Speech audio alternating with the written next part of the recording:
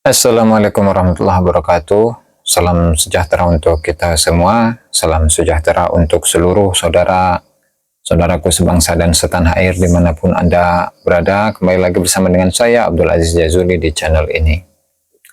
Dalam kesempatan kali ini, saya akan mengulas sebuah hadis ya. Sebuah hadis yang tentu oleh banyak masyarakat itu sudah dikenal, di mana redaksinya itu adalah ketika Rasulullah Shallallahu Alaihi Wasallam menyampaikan atau membacakan nasabnya beliau kepada Nabi Ibrahim alaihissalam, di mana beliau menyebutkan satu persatu Muhammad bin Abdullah dan seterusnya, kemudian sampai kepada Ma'ad bin Adnan bin Udat. Setelah itu beliau mengatakan kadzaba an-nassabun, ya, kadzaba an-nassabun, kemudian membacakan salah satu ayat wa qala Allah Ta'ala wa qurunan baina dzalika katsira.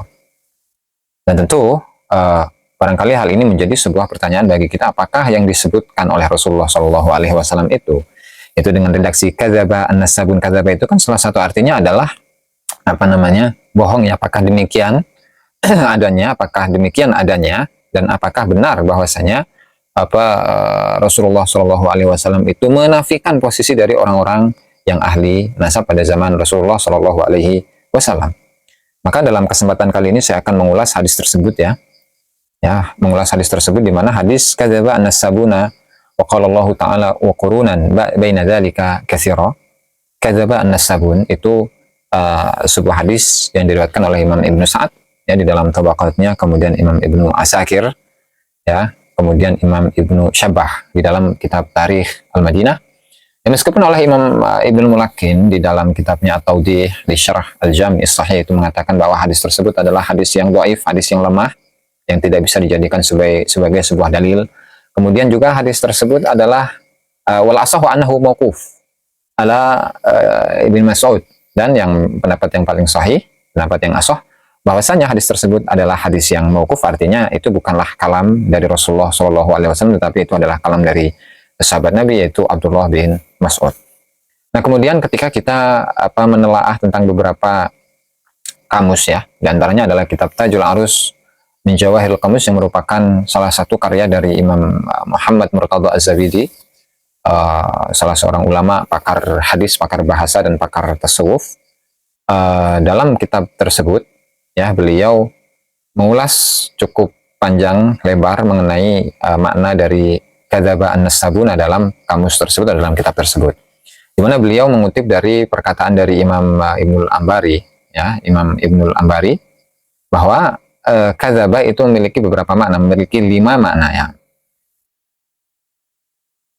Kadzaba memiliki 5 makna, di mana yang pertama maknanya itu adalah taghyirul haki mayasma, yaitu orang yang bercerita dia merubah apa yang dia dengar. Artinya ketika seseorang itu mendengar suatu informasi kemudian oleh dirinya dia rubah, maka itu masuk dalam kategori kadzaba ya, artinya dia merubah informasi. Nah, itu masuk dalam kategori kadzib ya.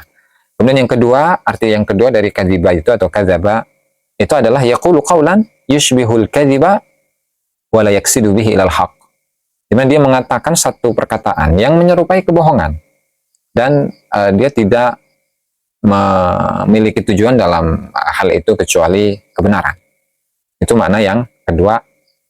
Kemudian yang ketiga, arti dari kadzaba itu adalah al-khata ya, salah.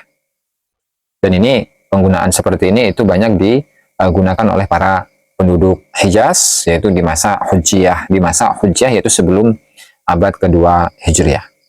Oke. Kemudian makna yang keempat itu adalah al-butul ya, al-butul, kebatilan, atau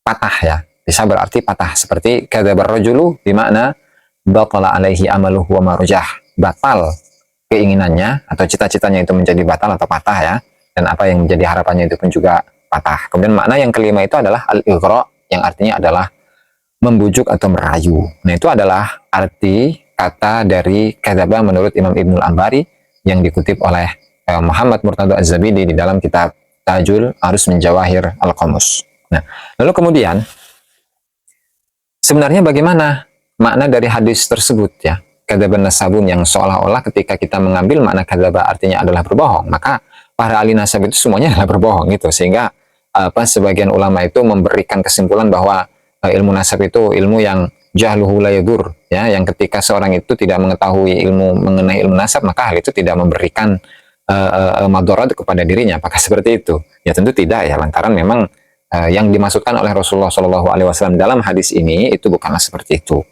Ya, dimana masih dalam kitab yang sama, Syekh Muhammad Murtada Az-Zabidi di dalam Tajul Arus, masih dalam kitab yang tadi, di mana beliau mengutip tulisan dari Al-Allamah Nuruddin Al-Usaili Manasuhu, ya, dari salah seorang ulama yang namanya Nuruddin Al-Usaili, yang teksnya itu adalah demikian. Ra'aitu fi nuskhati syajaratin nasab syarif, saya melihat dalam satu naskah syajarah atau pohon nasab yang mulia, nasab kepada Rasulullah Shallallahu Alaihi Wasallam, inda iradi qaulihi Shallallahu Alaihi Wasallam kadzaban nasabun, ketika di dalam syajarah tersebut menyebutkan sebuah hadis kadzaba an-nasabun, anna kadzaba, bahwasanya kalimat kadzaba itu yaridu bimakna sadaqah, itu datang dengan membawa makna sadaqah. Artinya kadzaba an-nasabun artinya adalah di sini para ahli nasab itu benar gitu. Wa yumkinu akhdhuhu min huna, sehingga mungkin untuk pengambilan makna ini di dalam hadis ini. Hadza ma wujida, dan inilah yang ditemukan dari kalamnya Syekh Nuruddin Al-Usaili. Kemudian, nah bagaimana mengenai para ahli bahasa dan ahli tasrif ketika mereka mengomentari kadzaba an-nasabun, apakah yang dimaksudkan di dalam hadis tersebut kadzaba an-nasabun itu adalah benar-benar kebohongan, ya, maka mereka memberikan penafsiran dengan perkataan yang dikatakan oleh Syekh Murtada Az-Zabidi. Qultu, beliau mengatakan, saya berkata, yaitu Syekh Murtada Az-Zabidi, walladzi fassarahu ghairu wahidin min a'immatil lughati wat tasrif, dan yang ditafsirkan oleh tidak hanya satu dari para imam-imam bahasa dan imam-imam ahli sorof, makna dari hadis itu adalah wajabar ruju'u ila qaulihim, wajib untuk kembali kepada ucapan para ahli nasab, waqad taqaddamatil isyaratu ilaihi, dan telah selesai telah lewat isyarat kepada pembahasan hal ini. Artinya hadis kadzaba an-nasabun, ya, kadzaba an-nasabun dalam hadis tersebut, ya, meskipun itu bukanlah ucapan dari Rasulullah tetapi ucapan dari sahabat Nabi, yaitu Abdullah bin Mas'ud, artinya adalah wajib untuk kembali kepada ucapan-ucapannya para pakar nasab, ya. Karena ya artinya Rasulullah hanya mengetahui, ya, Rasulullah hanya mengetahui bahwa nasab beliau itu kepada Ma'ad bin Adnan, ya, kepada Ma'ad bin Adnan, dan setelah itu bersambung kepada Nabi Ibrahim alaihi salatu wassalam, ya, kepada Nabi Ibrahim alaihi salatu wassalam.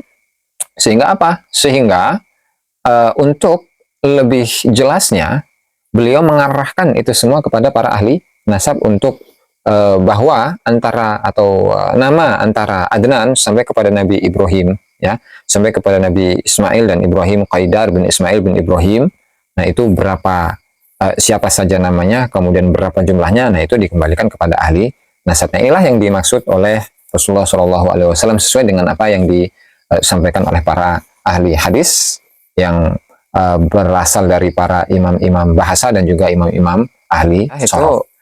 Barangkali itu saja yang bisa saya sampaikan pada kesempatan kali ini. Mudah-mudahan bermanfaat bagi kita semua, dan semoga kita selalu mencintai keilmuan, mencintai pengetahuan sebagaimana hal ini diperintahkan oleh Rasulullah Shallallahu Alaihi Wasallam. Dan tentu semua ini tidak berdasarkan atas kebencian. Kebencian dari mana?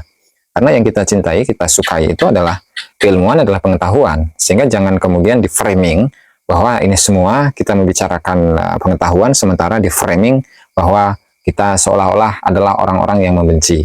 Ya, itu sangat salah besar, ya. Karena ketika seseorang itu mengetahui sebuah pengetahuan, ya, ketika seseorang itu mendapatkan sebuah data, ya tentu kebahagiaan dirinya itu adalah dengan mengungkapkan data tersebut, ya. Adapun ketika hasilnya adalah misalkan menguatkan golongan A dan tidak menguatkan golongan B, ya itu soal kedua. Karena yang kita cintai itu adalah pengetahuan, ya. Barangkali ini saja yang bisa saya sampaikan. Wallahu a'lam bishawab. Wassalamualaikum warahmatullahi wabarakatuh.